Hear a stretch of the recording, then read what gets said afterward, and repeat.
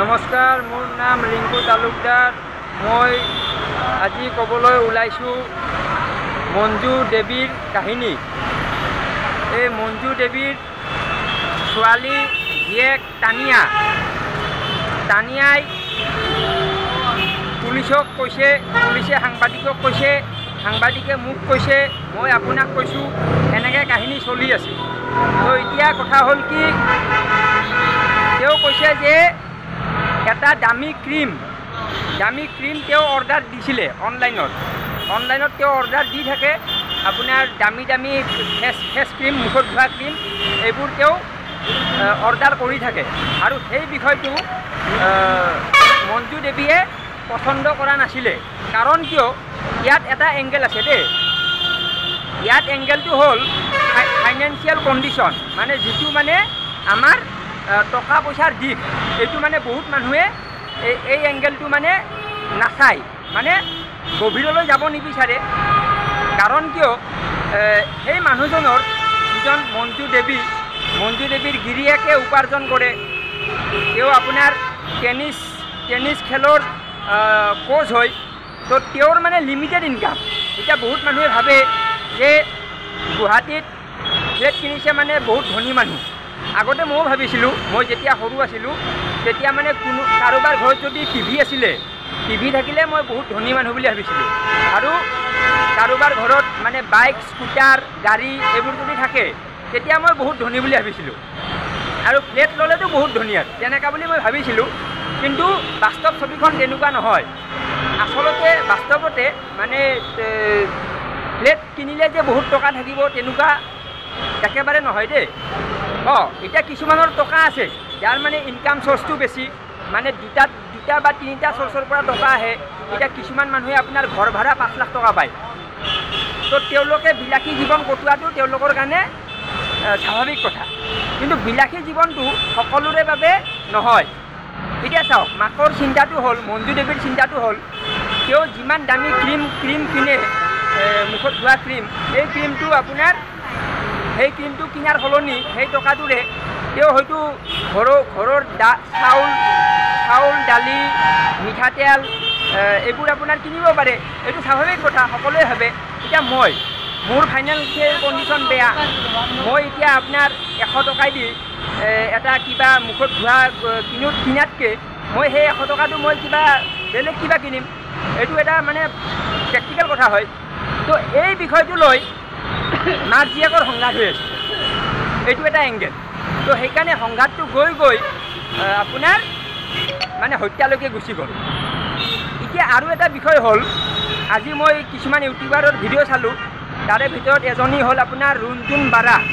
এই ৰুণজুণ বাৰাই এটা ভাল এংগেল কৈছে। তেওঁ কৈছে যে গুৱাহাটী মহানগৰীত মানে মুকলি পৰিৱেশ নাই, মানে ৰুমৰ ভিতৰত সোমাই থাকে, ব্ৰেইনটো বেয়া হৈ যায়।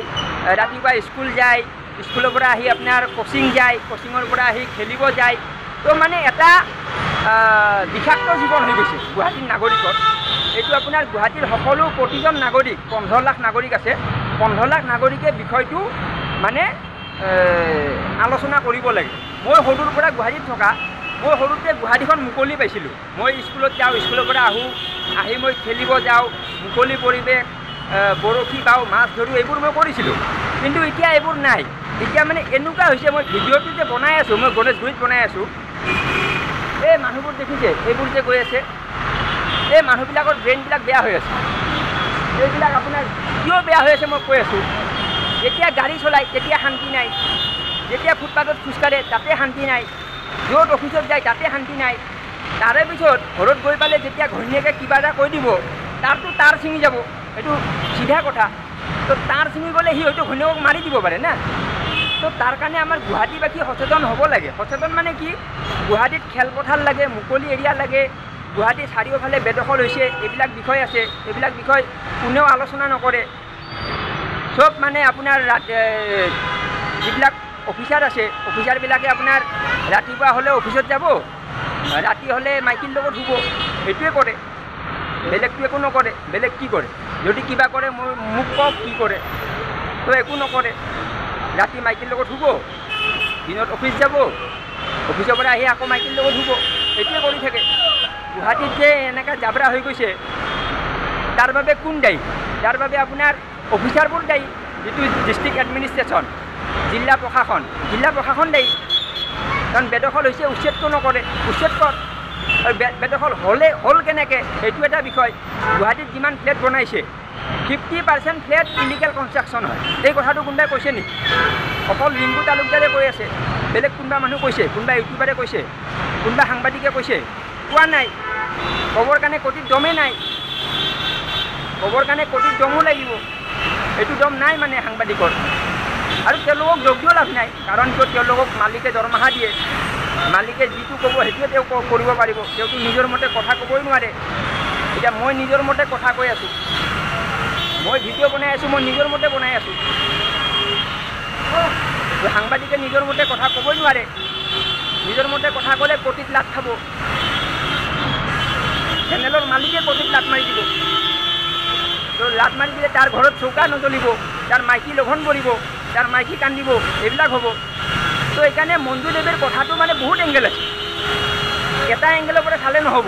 আমাৰ মানুহবোৰৰ স্বভাৱ হ'ল কি, এটা এংগেলৰ পৰা চায়, এংগেল চাব নাজানে। তো মই চেষ্টা কৰি আছোঁ এংগেলবোৰ দেখাবৰ কাৰণে। তো ঠিক আছে, চাওক মানে মোৰ মাথাৰ বিষ বুজাই দিছে। চাওক এইবিলাক মানুহ ক'ৰ পৰা আহিছে, এইবিলাক চব মানে লিগেলে হয় নে ইলিগেল হয় গমেই নাপায়।